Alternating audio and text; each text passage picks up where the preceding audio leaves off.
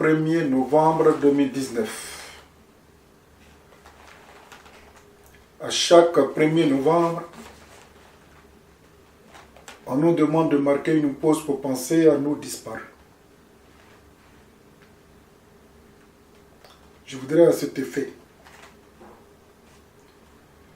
m'incliner sur la tombe de tous ceux qui nous sont chers et que le temps les a pris pour faire son temps. Le temps, on dit souvent qu'il est menaçant. Oui, le mien, il me pèse. Depuis l'âge de 16 mois, je n'ai jamais appelé papa de ma vie. Ma maman ne s'en souvient pas, parce qu'elle était très jeune. Chez nous, les Akans, quand la femme perd son mari, elle n'a pas le droit d'aller au cimetière. Il faut qu'elle attende pendant longtemps pour aller s'incliner sur la tombe de son défunt mari. Mon père allait mourir très loin de mon village à Bongwa. Il allait mourir dans un village non loin de Mbato, tout précisément en Gramasabo. À 16 mois, j'étais un enfant chétif, malade, mais mon père priait matin, midi, soir pour avoir un garçon. Et ce garçon, c'était moi. Malgré mon temps chétif, mon aspect de maladie, j'étais tout le temps collé à mon père.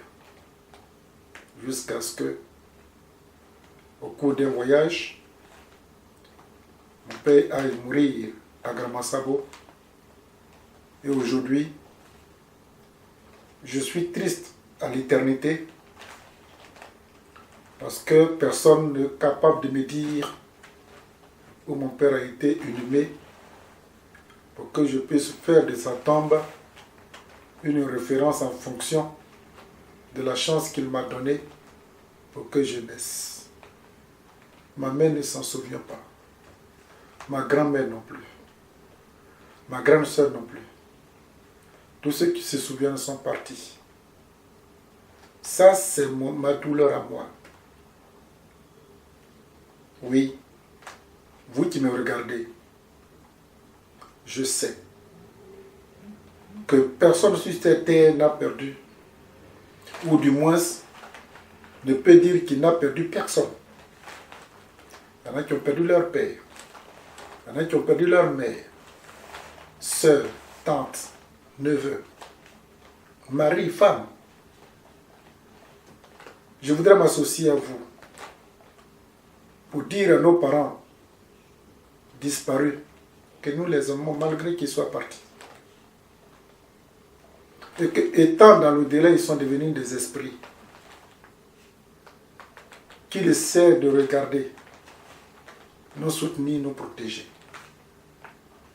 À tous ceux qui, à l'instant, ont pu s'acheter des bouquets de fleurs pour aller les mettre sur la tombe ou les tombes de leurs parents disparus,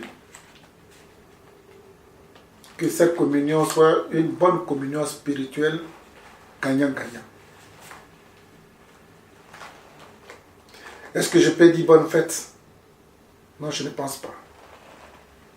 Je ne peux pas dire bonne fête, simplement du courage. 1er novembre, chaque 1er novembre est un grand jour de souvenir. Et les miens sont tristes. Les vôtres aussi, pareillement. C'est en cela que ceux dont les parents ne sont pas encore inhumés, qui viennent d'être fraîchement arrachés à leur affection, ceux qui sont encore dans le placard glacier des morgues, et qui se décarcassent pour trouver des voies et moyens pour les sortir de là et aller les inhumer. Ce n'est pas facile, évident. Yako à tout le monde. Mes condoléances les plus attristées à ceux qui sont dans ce moment précis-là. Mais nous n'avons pas le choix. C'est une règle de vie. On se promène tous les jours avec la mort. Faut-il la craindre? Non. Que ceux qui sont partis, s'il y a vraiment un monde meilleur dans l'au-delà, qu'ils soient heureux, heureux, heureux, je dis bien heureux. Il y a des gens, femmes comme garçons, pour des simples jalousies, parce que celle-là est amenée à être directrice, à être prospère. Il y a des méchants qui vont chercher des médicaments pour les empoisonner. Les coépouilles qui s'empoisonnent. Des rivales qui s'empoisonnent. Des collègues de service qui s'empoisonnent, qui tentent à la vie de leurs collègues. La vie est truffée de mélancolie.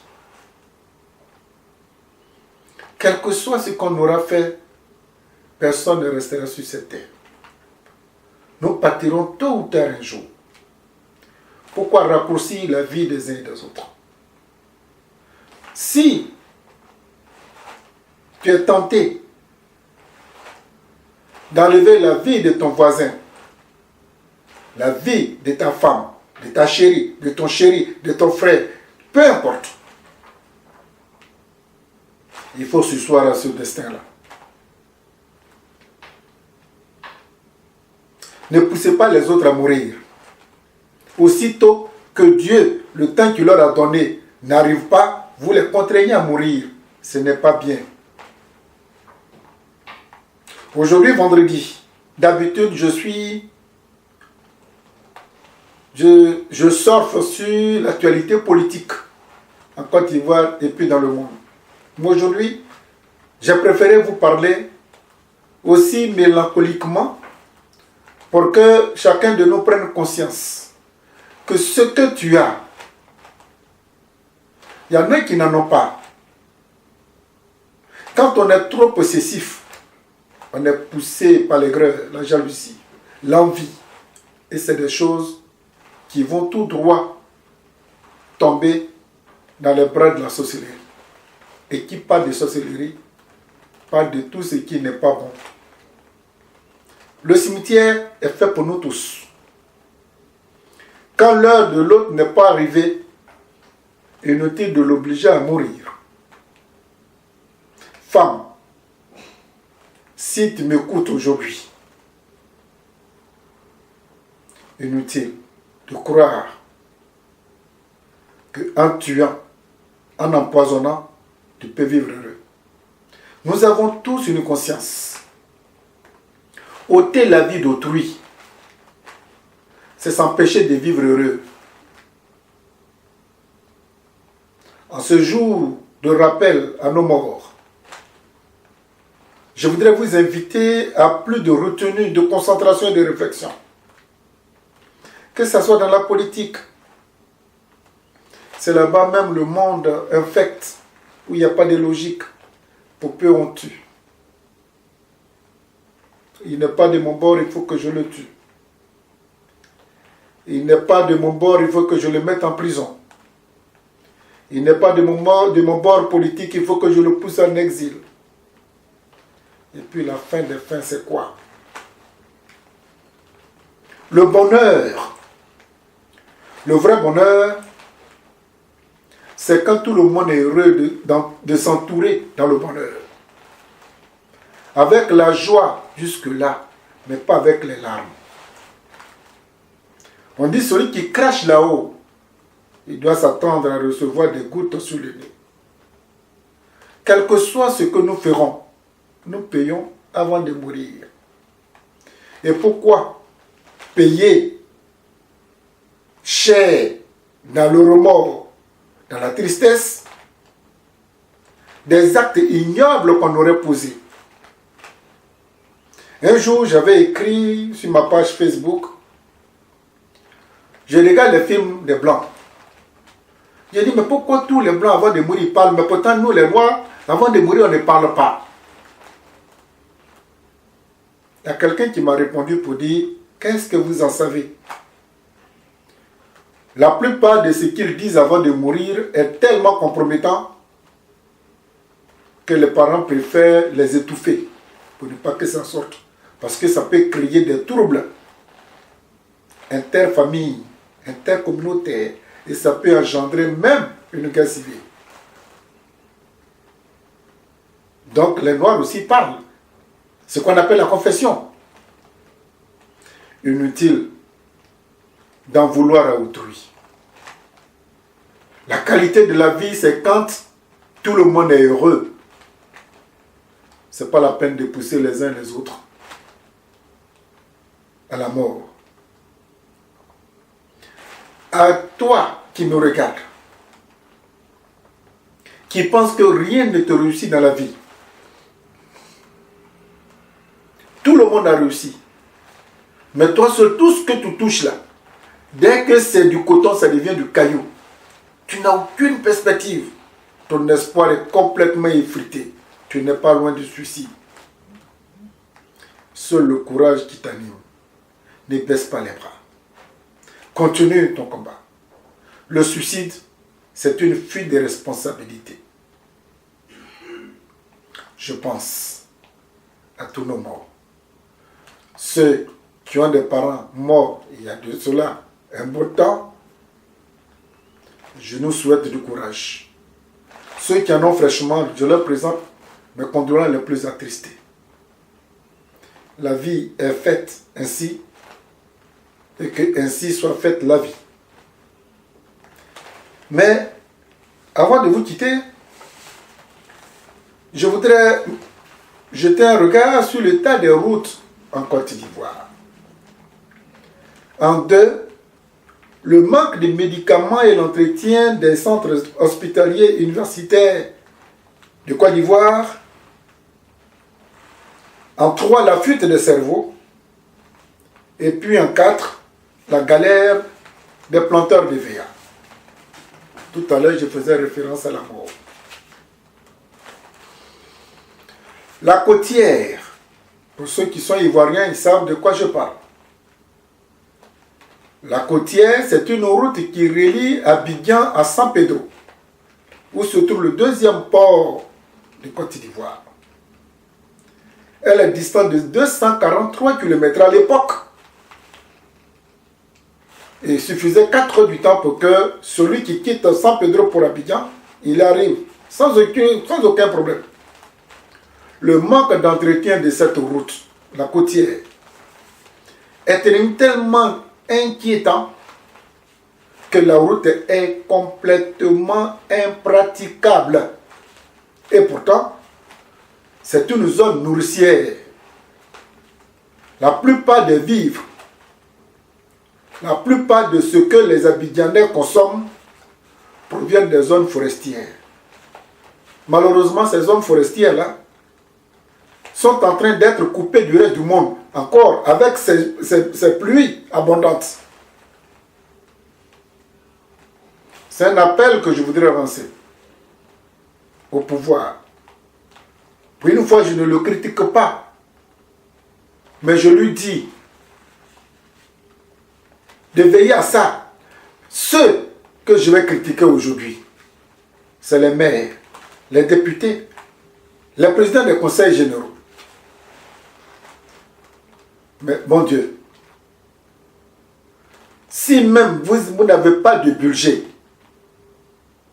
êtes-vous heureux que vos parents soient complètement coupés du reste du monde, surtout ceux de San Pedro, de Soubré, de Gagnoa?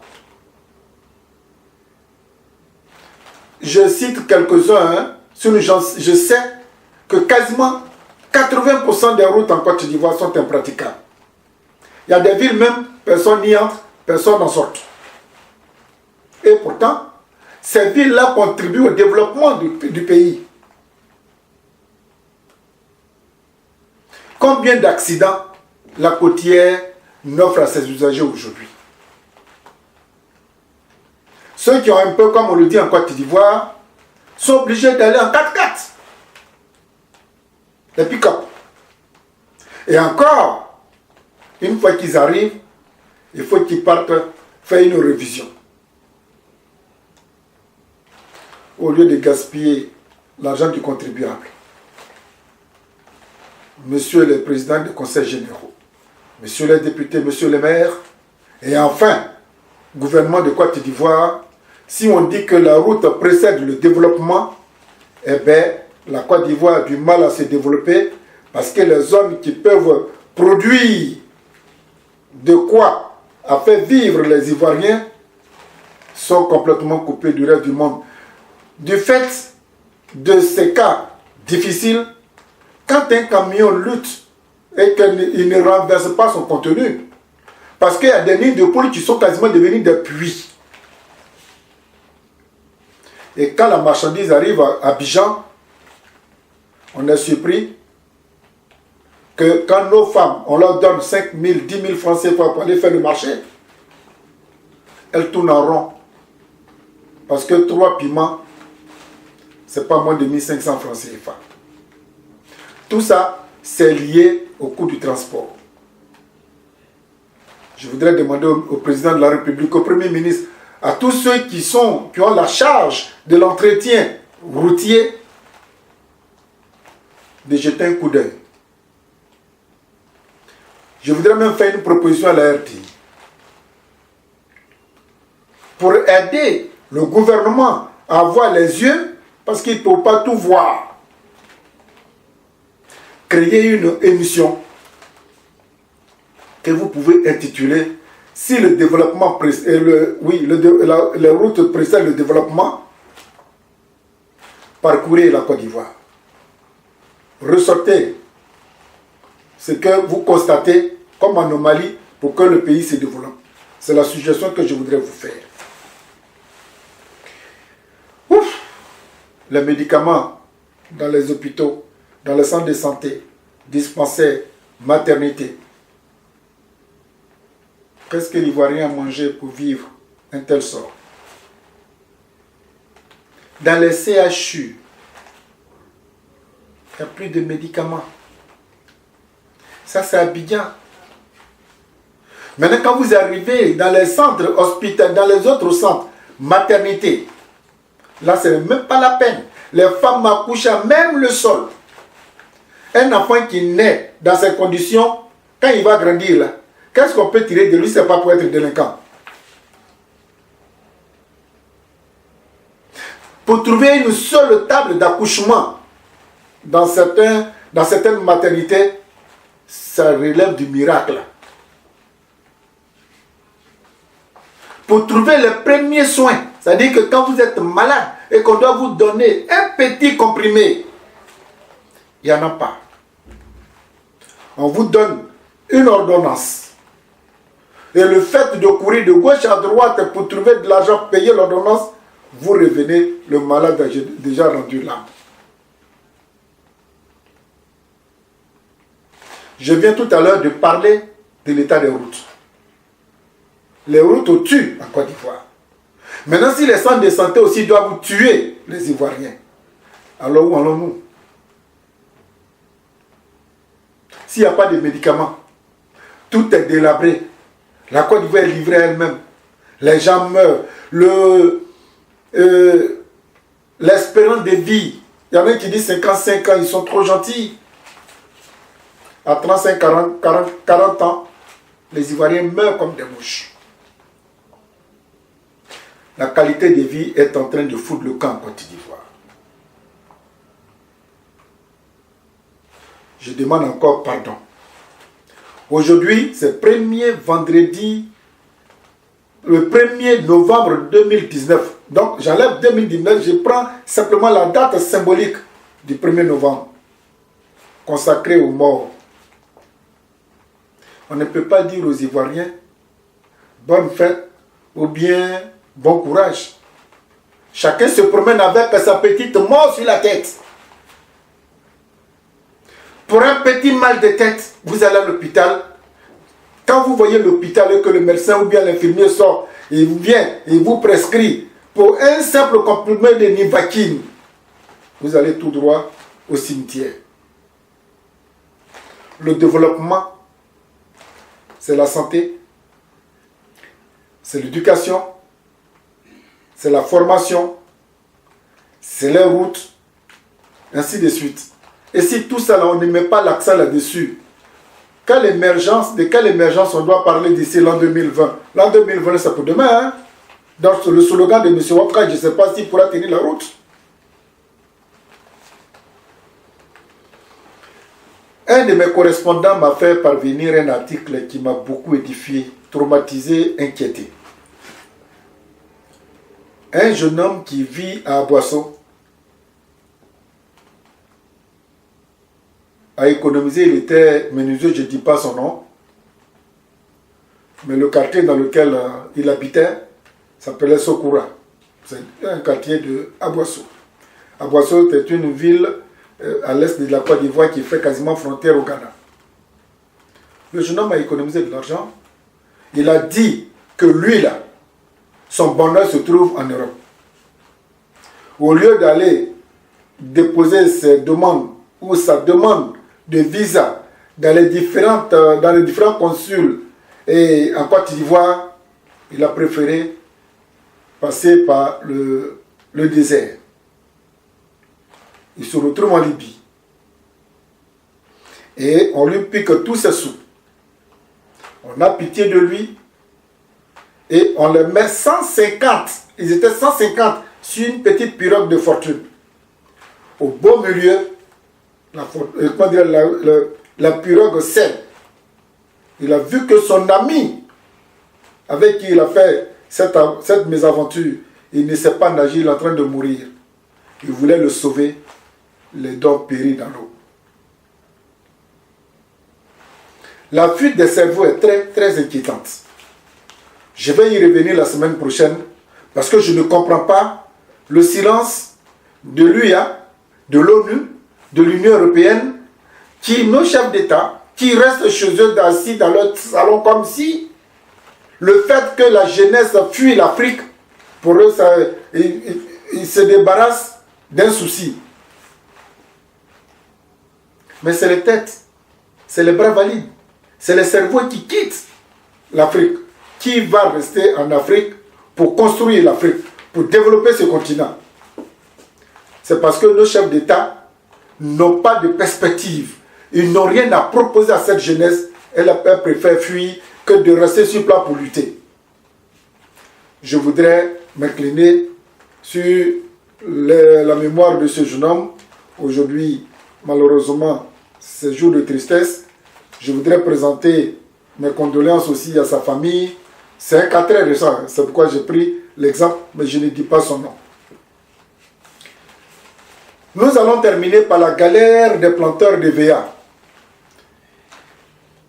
Il paraît dire que ça fait 4 mois que les planteurs de VA vivent l'enfer. Un calvaire énorme. On ne paye plus les VA en Côte d'Ivoire. On ne paye plus. 4 mois, vous vous imaginez. Il y a 2 ou 3 ans, c'était devenu une mode. Tous les Ivoiriens qui habitaient, qui vivaient plutôt en France, Paris et Île-de-France, que j'en connais quelques-uns, ils ont pu prendre des crédits comme ça pour aller créer des plantations de VA. Parce qu'on a dit que le VA, c'est la retraite. Il y en a là, le VA commence à produire. Il y en a qui ont commencé là. Non seulement le prix a baissé, mais le VA ne s'achète plus du tout. Ça fait 4 mois. Ceux qui ont pris ce crédit, comment est-ce qu'ils peuvent rembourser? Et ceux qui n'ont pas pris de crédit, même qui ont pensé qu'ils vivent de ça, si depuis 4 mois, il n'y a rien qui fait, on ne peut pas payer de factures, on ne peut pas se soigner, on ne peut pas se loger, on ne peut pas se nourrir. Aujourd'hui, c'est le 1er novembre. Cette journée est consacrée aux morts. Je voudrais m'incliner sur leur esprit, leur dépouille.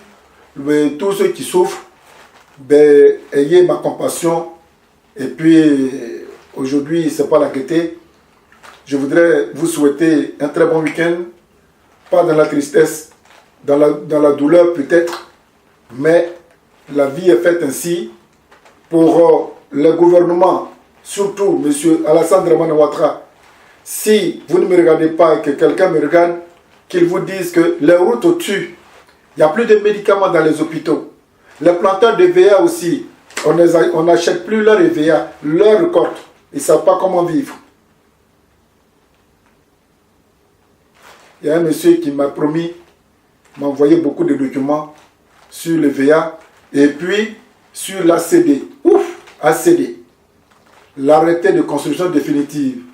Paraît-il que c'est un précieux sésame. Nous en parlerons la semaine prochaine avec peut-être des spécialistes qui m'ont contacté. Merci, à très bientôt.